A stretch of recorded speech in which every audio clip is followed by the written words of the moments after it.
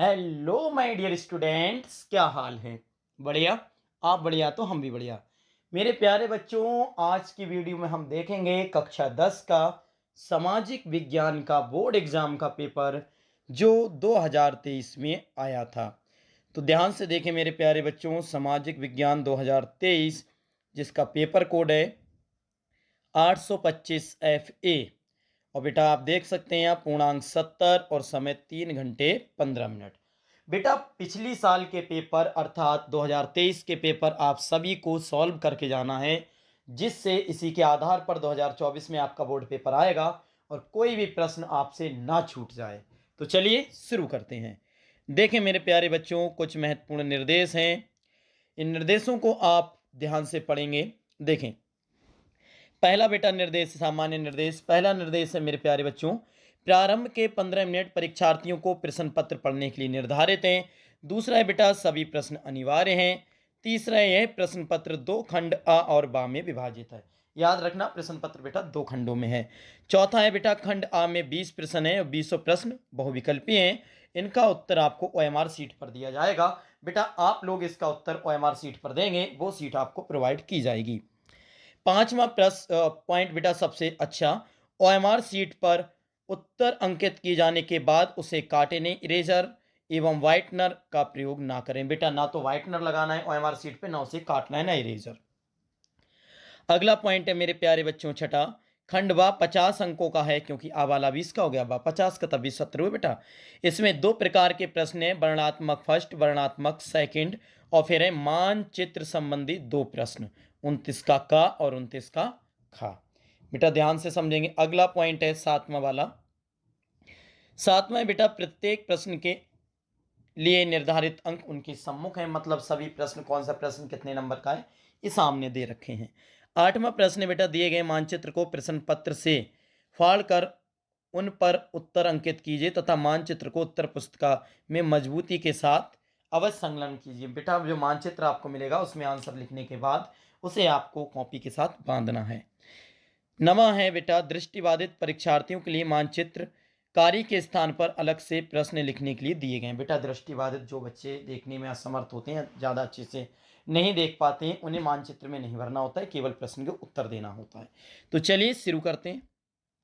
बेटा खंड आ बहुविकल्पीय प्रश्न, जैसा कि आप जानते हैं कितने आएंगे मेरे प्यारे बच्चों, 20 आएंगे। तो वो 20 हैं, हम पढ़ते हैं बेटा, शुरुआत हो चुकी है। खंड आ बहुविकल्पीय प्रश्न। पहला प्रश्न है मेरे प्यारे बच्चों, भारतीय राष्ट्रीय कांग्रेस की स्थापना कब हुई? भारतीय राष्ट्रीय कांग्रेस की स्थापना कब हुई? ऑप्शन है 1882, 1885, 1887 और 1880। बेटा इसका सही जवाब ऑप्शन नंबर बी है, 1885 में भारतीय राष्ट्रीय कांग्रेस की स्थापना हुई थी। प्रश्न संख्या 2 है, आर्थिक महामंदी का प्रारंभ कब से हुआ? आर्थिक महामंदी का प्रारंभ कब से हुआ? ऑप्शन है बेटा 1928, 1929, 1930, 1932। तो बेटा इसका बी वाला ऑप्शन बिल्कुल ठीक है, वर्ष 1929 को। चलिए अब देखते हैं बेटा प्रश्न संख्या 3। प्रश्न संख्या 3 है मेरे प्यारे बच्चों, यह कथन किसका है कि जब फ्रांस छींकता है तो यूरोप को सर्दी जुकाम हो जाता है? ये कथन किसने कहा कि जब फ्रांस छींकता है तो यूरोप को सर्दी जुकाम हो जाता है? बेटा पहला ऑप्शन है बिस्मार्क, काबूर, मेजनी या मेटरनिक। तो इसका सही जवाब ऑप्शन नंबर डी है बेटा, मेटरनिक ने कहा था ये। प्रश्न संख्या 4 है, जर्मनी के एकीकरण में मुख्य भूमिका किसकी थी? ऑप्शन है बेटा जुत्सेपे गैरिबाल्डी, नेपोलियन बोनापार्ट, ऑटो वान बिस्मार्क या विलियम प्रथम। तो बेटा इसका सी वाला ऑप्शन बिल्कुल ठीक है, ऑटो वान बिस्मार्क। प्रश्न नंबर 5 जो आप बहुत अच्छे से जानते हैं, प्रश्न है बेटा, भारत में राष्ट्रपिता कहकर किसको संबोधित किया जाता है? ऑप्शन है जवाहरलाल नेहरू को, महात्मा गांधी को, बाल गंगाधर तिलक को या सरदार पटेल जी को। बच्चा बच्चा इसका आंसर जानता है बेटा, महात्मा गांधी को। चलिए देखते हैं बेटा प्रश्न संख्या 6। प्रश्न संख्या 6 है मेरे प्यारे बच्चों, बेल्जियम की सामुदायिक सरकार में निम्नलिखित में से किसके मध्य सत्ता में साझेदारी है? ऑप्शन है बेटा विभिन्न सामाजिक समूहों के मध्य, शासन के विभिन्न अंगों के मध्य, केंद्रीय और राज्य सरकारों के मध्य। चौथा है बेटा राज्य सरकार एवं सामुदायिक सरकार के मध्य। इसका जो सही जवाब है बेटा वो ऑप्शन नंबर ए होगा, विभिन्न सामाजिक समूहों के मध्य। इंपॉर्टेंट है बेटा, याद रखना। प्रश्न संख्या 7 है, निम्नलिखित में से कौन सा संघ सूची का विषय है? निम्नलिखित में से कौन सा संघ सूची का विषय है? ऑप्शन है बेटा व्यापार, कृषि, शिक्षा या रक्षा। प्रश्न है बेटा निम्नलिखित में से कौन सा संघ सूची का विषय है? तो इसका जो सही जवाब है बेटा वो है ऑप्शन नंबर डी, रक्षा। क्या है बेटा? निम्नलिखित में से कौन सा संघ सूची का विषय है? तो ऑप्शन नंबर 4 जो डी रक्षा है वो बेटा है। प्रश्न संख्या 8 देखते हैं। मेरे प्यारे बच्चों थोड़ा जल्दी जल्दी में समझाते जा रहा हूं, आप समझ लेना। प्रश्न संख्या 8 है भारतीय संघ में कितने राज्य हैं? ऑप्शन है 26, 27, 28 और 29। तो इसका सही जवाब है ऑप्शन नंबर सी, 28। भारतीय संघ में कितने राज्य हैं बेटा? 28। प्रश्न संख्या 9 है मेरे प्यारे बच्चों, यदि हम लैंगिक भेदभाव की बात करते हैं तो इसका अर्थ क्या होता है? पहला ऑप्शन है समाज में स्त्री एवं पुरुष की असमान भूमिका, स्त्री एवं पुरुष के मध्य जैविक भिन्नता, बालक एवं बालिकाओं की संख्या में असमानता या उपयुक्त में से कोई नहीं। तो बेटा इसका जो जवाब है वो ऑप्शन नंबर ए बिल्कुल ठीक होगा, समाज में स्त्री एवं पुरुष की असमान भूमिका। क्वेश्चन नंबर 10 है मेरे प्यारे बच्चों, भारत में सबसे अधिक बोली जाने वाली भाषा कौन सी है? आप सब जानते हैं पंजाबी, कश्मीर, उर्दू या हिंदी। सबको पता है बेटा भारत में सबसे ज़्यादा हिंदी बोली जाती है। ऑप्शन नंबर सी हिंदी ठीक हो जाएगा। बढ़ते हैं बेटा प्रश्न संख्या 11 की तरफ। प्रश्न संख्या 11 है निम्नलिखित में से कौन सा परंपरागत संसाधन है? ऑप्शन है बेटा पवन ऊर्जा, सौर ऊर्जा, प्राकृतिक गैस या ज्वारीय ऊर्जा। तो बेटा इसका सही जवाब है प्रश्न ऑप्शन नंबर सी, प्राकृतिक गैस, ये परंपरागत संसाधन है। बेटा प्रश्न संख्या 12 है लैटेराइट मिट्टी निम्नलिखित में से किस राज्य में पाई जाती है? ऑप्शन है बेटा राजस्थान, हिमाचल प्रदेश, महाराष्ट्र और उत्तर प्रदेश। इसका सही जवाब है मेरे प्यारे बच्चों महाराष्ट्र। लैटेराइट मिट्टी महाराष्ट्र में पाई जाती है। अगला प्रश्न है 13, निम्नलिखित में से कौन सा राज्य तांबे का मुख्य उत्पादक है? ऑप्शन है बेटा मध्य प्रदेश, उत्तर प्रदेश, तमिलनाडु या फिर बिहार। इसका सही जवाब है option number A, Madhya Pradesh. प्रश्न संख्या 14 है मेरे प्यारे बच्चों, ध्यान से समझें। निम्नलिखित में से खनिज अधात्विक है, कौन सा है? ऑप्शन है मैग्नीज, अभ्रक, बॉक्साइट या फिर जस्ता। बेटा इसका जो सही जवाब है भाई ऑप्शन नंबर बी है, अभ्रक। प्रश्न संख्या 15 है निम्नलिखित में से कौन संसाधन अजैव है? कौन सा है बेटा अजैव?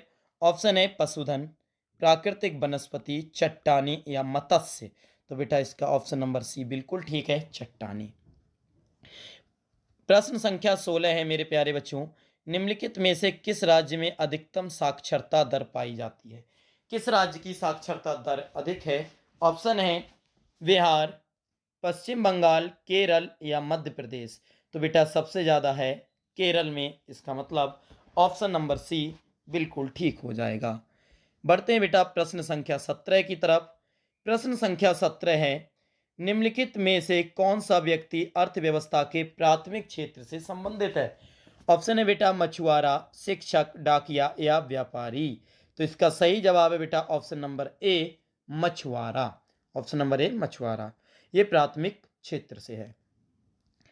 प्रश्न संख्या 18 है सूचना का अधिकार अधिनियम कब लागू किया गया? ऑप्शन है बेटा 2005, 2010, 1999 या 2001। इसका सही जवाब है बेटा 2005 में सूचना का अधिकार अधिनियम लागू किया गया था। प्रश्न संख्या 19 है उपभोक्ता को न्याय पाने के लिए कहाँ जाना चाहिए? ऑप्शन है बेटा पुलिस स्टेशन, सिविल न्यायालय, उपयुक्त उपभोक्ता केंद्र या जिलाधिकारी। तो बेटा ऑप्शन नंबर सी इसका बिल्कुल राइट आंसर है, उपयुक्त उपभोक्ता केंद्र। बढ़ते हैं बेटा खंड आ के लास्ट प्रश्न 20 में के तरफ। प्रश्न संख्या 20 है निम्नलिखित में से कौन सा व्यक्ति असंगठित क्षेत्र के अंतर्गत आता है? ऑप्शन है बेटा कृषि मजदूर, बैंक मैनेजर, राजपत्रित अधिकारी या सैनिक। तो बेटा इसका ऑप्शन नंबर ए बिल्कुल ठीक हो जाएगा, कृषि मजदूर असंगठित क्षेत्र के अंतर्गत आते हैं। बेटा ये था हमारा खंड आ जिसमें हमने 20 ऑब्जेक्टिव बहुविकल्पी पढ़े थे। अब हम देखते हैं बेटा खंड वाह। खंड वाह है मेरे प्यारे बच्चों जिसमें आप देख रहे हैं इसमें लिखा है वर्णात्मक फर्स्ट, लगभग उत्तर 80 शब्दों में दीजिए। बेटा पहले अति लघु लघु आते थे दीर्घ, अब ऐसा पेपर नहीं आ रहा है, आपको वर्णात्मक फर्स्ट लिखना है और वर्णात्मक सेकंड, दो हेडिंग लेंगे। वर्णात्मक फर्स्ट में आपके 80 शब्दों में जवाब चाहिए, कितने शब्दों में? 80 शब्दों में। चलिए देखते हैं बेटा 21वां प्रश्न है, 20 तो हो गए, 21वां है, भारत छोड़ो आंदोलन के प्रमुख कारणों का उल्लेख कीजिए। या बेटा बीच में लिखा है अथवा, अथवा का मतलब कोई एक करना है, या आप कीजिए जोसेफ मेजनी के विचारों पर प्रकाश डालिए। आप देख सकते हैं बेटा प्रश्न संख्या जो 21 है उसमें दो प्रश्न पूछे गए, इन दोनों में बीच में अथवा लगाए, किसी का भी आप जवाब दे दें 80 वर्डों में, इसका मतलब इन दोनों में से आपको एक देना है। सरल हो गया है बेटा इस बार पेपर। अब देखते हैं प्रश्न संख्या 22, इसमें भी बेटा लोकतांत्रिक सरकार की चुनौतियों का उल्लेख कीजिए, और इसमें भी आप देखें तो अथवा लगा हुआ है। और अगला प्रश्न है मेरे प्यारे बच्चों, क्या भारतीय संघ एक अर्ध संघीय ढांचा है, आलोचना परीक्षण कीजिए। तो आप देख सकते हैं बेटा प्रश्न संख्या 22 है, इस दोनों में से भी आपको कोई एक करना है, बीच में अथवा है। आप देख रहे हैं बेटा 21 से जितने भी प्रश्न आ रहे हैं सबके बीच में अथवा है, मतलब दो दो प्रश्न में से आपको कोई एक करना है, और दो में से तो एक आपको याद होगा ही, आप अच्छे से लिख सकते हैं। चलिए अब देखते हैं प्रश्न संख्या 23 की तरफ। बेटा प्रश्न संख्या 23 है, सड़क परिवहन के सापेक्षिक लाभों की विवेचना कीजिए। फिर आपको अथवा मिल चुका है, और नीचे एक प्रश्न और दे रखा है मेरे प्यारे बच्चों, वाणिज्यिक कृषि की विशेषताओं का उल्लेख कीजिए। इन दोनों से भी कोई एक करना है, सब में आपको 4-4 नंबर मिलने वाले हैं। प्रश्न संख्या 24 है, विश्व व्यापार संगठन के क्रियात्मक क्रियाकलापों का वर्णन कीजिए। इसमें भी बेटा अथवा लगा है। और फिर अगला प्रश्न है, उपभोक्ता जागरूकता की कोई 4 उपाय सुझाइए। बेटा वर्णात्मक फर्स्ट में आपके 4 प्रश्न थे, 21, 22, 23, 24, और चारों प्रश्न के अथवा में भी प्रश्न है, इसका मतलब 8 प्रश्न है जिसमें से आपको 4 करना है। लेकिन ऐसा नहीं है कि ऊपर आपको इसके 2 याद हैं तो ये दोनों कर दें, बेटा अथवा में से एक ही करना है, ठीक है। अब बढ़ते हैं वर्णात्मक 2 की तरफ। देखें वर्णात्मक 2 वाला बेटा क्या है, वर्णात्मक 2 में कितने शब्दों में मांगे गए बेटा, 150 शब्दों में जवाब, और ये 6 नंबर का एक प्रश्न है। देखें प्रश्न संख्या 25, यूरोप में राष्ट्रवाद के उदय में जर्मनी इटली के एकीकरण का योगदान बताइए। या तो आप ये बताइए, या बेटा अथवा लग के एक और है, प्रायोगिक में वैश्वीकरण की प्रक्रिया को किस प्रकार उत्प्रेरित किया गया है, उदाहरण सहित स्पष्ट कीजिए। तो बेटा आप देख सकते हैं, या तो आप ये कीजिए या ऊपर वाला वर्णात्मक सेकंड, जिसमें 150 वर्डों का आंसर देना है, उसमें भी बेटा अथवा लगाए, दो में से कोई सा एक करना है। अगला प्रश्न है बेटा 26वां, भारत की विधायिकाओं में महिलाओं के प्रतिनिधित्व की स्थिति क्या है। या तो आप ये कीजिए या अथवा लगाए बेटा। और इसके बाद में है, भारत में स्थानीय स्वधान से आप क्या समझते हैं, इस प्रशासन के किन्हीं 2 गुणों एवं 2 दोषों का उल्लेख कीजिए। या बेटा इन दो में से कोई आप एक कर दें। आप देख रहे हैं सभी प्रश्न के बीच में अथवा लगा है, इसका मतलब पेपर सरल होने वाला है, पर लिखना आपको ज्यादा है, दो में से कोई सा एक तो आप कर ही सकते हैं। बेटा प्रश्न संख्या 27 है, मृदा संसाधन के महत्व का वर्णन कीजिए, इन किन्हीं 2 प्रकार की मृदाओं की विशेषताओं का उल्लेख कीजिए। या आपको ये करना है, या बेटा अथवा लगा है, या भू संसाधन से आप क्या समझते हैं, भारत के भूपयोग में आवश्यक परिवर्तन कोई 4 उपायों सुझाइए। या बेटा इन दो में से आपको कोई एक करना है। अगला प्रश्न है बेटा 28, अर्थव्यवस्था के क्षेत्रक से क्या तात्पर्य है, द्वितीय क्षेत्रक की विशेषताओं का वर्णन कीजिए। और बेटा बीच में इसके भी अथवा लगा हुआ है, आप देख पा रहे हैं। और अथवा के बाद में क्या है मेरे प्यारे बच्चों, क्या है अथवा के बाद में बताओ। अथवा के बाद में बेटा अगला प्रश्न है, संगठित एवं असंगठित क्षेत्रों में विभेद कीजिए, असंगठित क्षेत्रों में कर्मचारियों की समस्याओं पर प्रकाश डालिए। बेटा वर्णात्मक फर्स्ट में 4 थे, चारों में अथवा था, एक एक करना था। वर्णात्मक सेकंड में भी 4 थे, उसमें भी आपको एक एक करना था। पेपर यहाँ पर हमारा लगभग काफी हो चुका है, लास्ट प्रश्न बचा है जो है 29वां, और जिसमें है बेटा मानचित्र संबंधी प्रश्न। आपने सुना होगा, सभी कहते हैं और आता भी है बेटा कि भारत के मैप मिलते हैं जिसमें आपको जगह और उनके चिन्हों को भरना है। तो समझते हैं ये बेटा लास्ट में प्रश्न होगा जिसे हम मानचित्र संबंधी प्रश्न कहते हैं। 19वें का 19 के 2 हैं बेटा, खा और का और खा। का वाला है, निम्नलिखित स्थानों को भारत के दिए गए रेखा मानचित्र पर इस चिन्ह द्वारा दर्शाई। बेटा ये चिन्ह है, आपको यही चिन्ह बनाना है, और नाम भी लिखिए, आधा आधा नंबर मिलेगा। अगर आपने चिन्ह दर्शा दिया तो आधा नंबर, नाम भी लिख दिया तो आधा नंबर। जैसे बेटा पहला प्रश्न है, वह स्थान जहां वर्ष 1927 में भारतीय राष्ट्रीय कांग्रेस का अधिवेशन हुआ था। इसका बेटा भारत का जो मैप आएगा आपको जगह भी लिखना है और साइन अर्थात निशान भी बनाना है। अगला है बेटा, वह स्थान जहां नील की खेती करने वाले किसानों ने सत्याग्रह किया था। तो बेटा कहाँ किया था, इसकी जगह का नाम भी आपको लिखना है, और बेटा ये वाला साइन भी बनाना है भारत के मैप में। तीसरा है बेटा, उत्तर प्रदेश का वह स्थान जहां असहयोग आंदोलन की शुरुआत हुई, इसकी भी जगह लिखना है बेटा और साइन बनाना है। चौथा है बेटा, वह स्थान जहाँ सूती मिल श्रमिकों का सत्याग्रह आंदोलन किया गया, इसका भी जगह और आपको साइन बनाना है। वह स्थान जहाँ जलियांवाला बाग हत्याकांड हुआ, बेटा इसका भी आपको साइन बनाना है, ये वाला पांचों में यही साइन बनाना है और आपको जगह का नाम लिखना है। इस प्रकार आपके आधे आधे नंबर के मतलब एक एक नंबर के 5 प्रश्न है, तो 5 नंबर आपको ये मानचित्र 29 का प्रश्न आपको दिला के जाएगा। ये बेटा इतिहास से होता है। अब देखते हैं 29 का खा वाला क्या है। तो बेटा 29 का खा वाला जो आपका है वह है, निम्नलिखित स्थानों को भारत के दिए गए रेखा चित्र में चिन्ह द्वारा नाम सहित दर्शाइए। इसमें सभी प्रश्न के बेटा चिन्ह अलग अलग हैं, उसमें पांचों में एक ही चिन्ह भरना था और इसमें 5 चिन्ह हैं जो अलग अलग प्रश्न के हैं। जैसे पहला है बेटा, दक्षिण भारत की एक नदी इस चिन्ह द्वारा दर्शाई। बेटा देखो चिन्ह सामने ये है, तो दक्षिण भारत की भारत के नक्शे में एक नदी दर्शाना है, उसका नाम भी लिखना है और ये चिन्ह लिखना है। अगला है बेटा, कपास उत्पादक का एक क्षेत्र इस चिन्ह द्वारा, ये बेटा चिन्ह दे रखा है, कपास उत्पादक के एक क्षेत्र का नाम और इस चिन्ह को दर्शाना है। तीसरा है, उड़ीसा का एक समुद्र पत्तन जिसे हम बंदरगाह के नाम से जानते हैं, उसे बेटा इस चिन्ह से दर्शाना है और नाम भी लिखना है। चौथा है बेटा, एक परमाणु ऊर्जा केंद्र इस चिन्ह द्वारा और उसका नाम। पांचवा है बेटा, असम की राजधानी क्या है, उसमें इस चिन्ह को लिखना है और बेटा उसका नाम। इस प्रकार 5 ये आपके ज्योग्राफी अर्थात भूगोल के प्रश्न आएंगे जिनको आपको मानचित्र में भरना है। तो 5 नंबर ये आपको दिलाएंगे, 5 इतिहास के दिलाएंगे, मतलब 10 नंबर के आपको भारत के मैप में लिखने और भरने के लिए आएंगे। बेटा अब देखते हैं इसके अगले क्या है। तो आप ये ध्यान से देखें, 29 का ही बेटा 29वां प्रश्न जो अभी आपने भारत के मानचित्र में जिक्र किया था, बेटा वो सभी बच्चों को करना है और भारत के मैप में भी भरना है और नाम भी लिखना है। लेकिन 29 में केवल और अगले क्या दे रखा है, केवल दृष्टिबाधित परीक्षार्थियों के लिए बेटा ये दिया गया है। प्रश्न वही होंगे लेकिन जिसके दृष्टिबाधित जो बच्चे होते हैं, जिससे बेटा देखने में थोड़ी परेशानी होती है भारत के मैप को, आप ये ना समझे कि हम भी दृष्टिबाधित हैं। बेटा ये जब आपका एग्जामिनेशन फॉर्म भरा जाता है तभी ये आपको फॉर्म में लिख के दिया जाता है कि दृष्टिबाधित कौन कौन बच्चे हैं, तो उनके लिए ये प्रश्न करना होता है, आप लोगों के लिए नहीं करना होगा। आप लोगों को भारत के नक्शे में भरने होंगी जगह के नाम, वही प्रश्न करना है।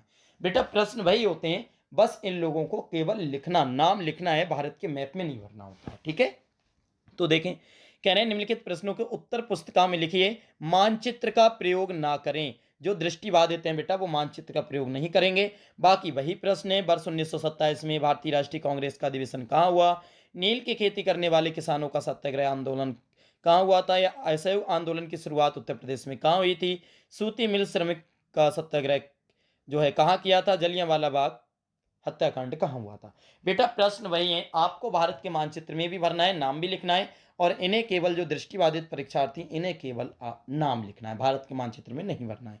बेटा ये तो हो गए 29 का का। अब 29 का खा वाले भी हैं जो आपके जियोग्राफी से थे, वो भी प्रश्न है बेटा 29 का खा वाले, और ये भी आपको केवल लिखना है जो दृष्टिबाधित परीक्षार्थी हैं, इसमें भी लिखा है मानचित्र का प्रयोग ना करें। वही प्रश्न है बेटा, आपको मैं पहले ही पढ़ा चुका हूँ। दक्षिण भारत की एक नदी का नाम, बस केवल उत्तर देना है। कपास के एक प्रमुख क्षेत्र उत्पादक का नाम, उड़ीसा के एक समुद्र पत्तन बंदरगाह का नाम, एक परमाणु ऊर्जा केंद्र का नाम, असम की राजधानी का नाम। तो बेटा आपने जाना कि इसमें जो 29वां प्रश्न है वो नॉर्मल साधारण बच्चों के लिए और दृष्टिबाधित के लिए अलग अलग हैं। आप लोगों को लिखना और मानचित्र दोनों करना पड़ेगा, पर जो दृष्टिबाधित हैं उन्हें मानचित्र में नहीं भरना पड़ेगा।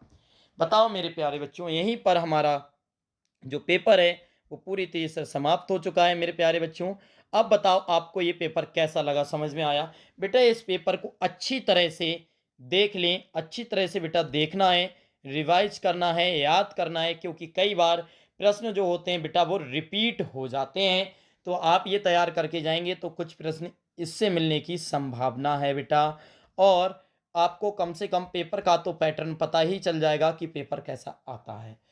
ठीक है बेटा, चलिए मिलते हैं किसी अन्य वीडियो में, तब तक के लिए थैंक्स फॉर वॉचिंग।